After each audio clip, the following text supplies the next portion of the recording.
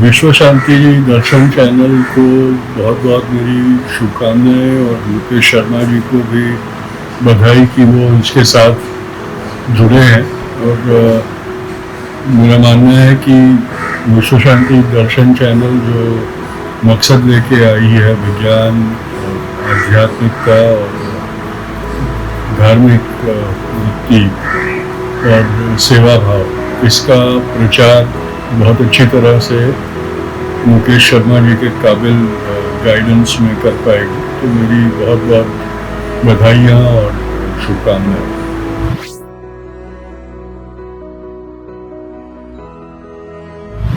आज बापू की पुण्यतिथि है। ऐसे में उन्हें और उनकी बातों को याद करके मैं अपनी श्रद्धांजलि अर्पित करना चाहता हूँ। गांधी युग प्रवर्तक थे, वे अपने युग से बहुत आगे थे। आज की कहानी है बापू और उनकी नजर में क्या है 7 महापाप, जो आज भी उतने ही मौलिक और उतने ही ज्वलंत हैं जितना कि वो बापू के समय में थे। ये 7 पाप वो हैं जिनका सीधा संबंध देश की सामाजिक और राजनीतिक परिस्थितियों से जुड़ा है। तो आइए डालते एक नजर इन महापापों पर। पहला महापाप, बिना काम के धन अर्जित करना। इस महापाप की श्रेणी में वो लोग आते हैं जिन्हें काम करना पसंद नहीं। वे तो बस इसका माल उधर और उसका माल इधर करके और टैक्स की चोरी में ज्यादा पैसा कमाकर हेर फेर करते रहते हैं ताकि वित्तीय बोझों का भार उनको उठाना ना पड़े। साथ ही साथ इन लोगों का देश के सभी कानूनों और नियमों के लूप होल्स का पूरा लाभ लेना एकमात्र उद्देश्य होता है। दूसरा महापाप, अंतरात्मा की आवाज को दबाकर सुख की लालसा करना।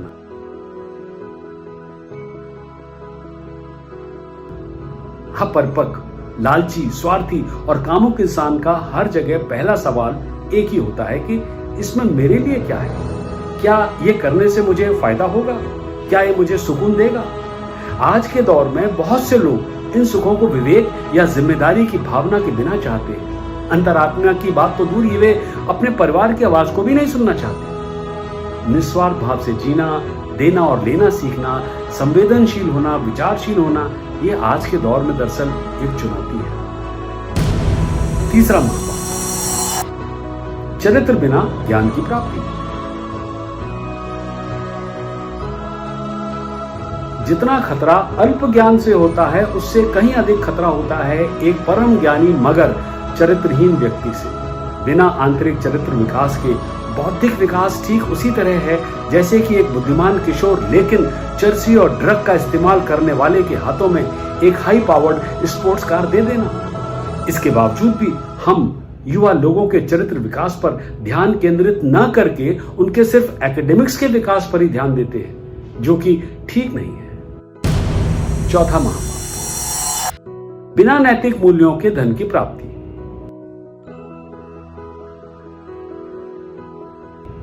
यदि हम नैतिक मूल्यों की उपेक्षा करते हैं और आर्थिक विकास को अनैतिक और शिक्षाहीन बनाकर संचालित करने की अनुमति दे देते हैं, तो हम जल्दी ही एक अनैतिक समाज का निर्माण कर बैठेंगे। प्रत्येक व्यापारिक लेन देन एक नीति संगत चुनौती है, जहां दोनों पक्षों को निष्पक्ष रूप से पारस्परिक लाभ के लिए नैतिकता की भावना से सामने आना चाहिए। लोग अक्सर ये कहते हुए पाए गए हैं कि उनका अधिकांश बिजनेस नैतिक है, मगर सच्चाई तो यह है कि उनका एक गुप्त एजेंडा होता है।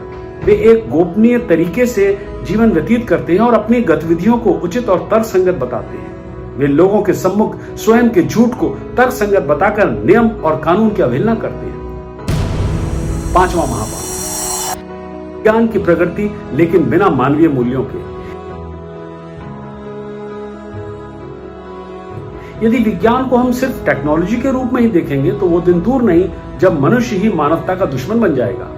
सच्चाई तो यह है कि टेक्नोलॉजी की जेनेसिस विज्ञान से होती है और जब तकनीकी ही बिना मानवीय मूल्यों को लेकर आगे बढ़ेगी तो कैसे बढ़ेगा समाज?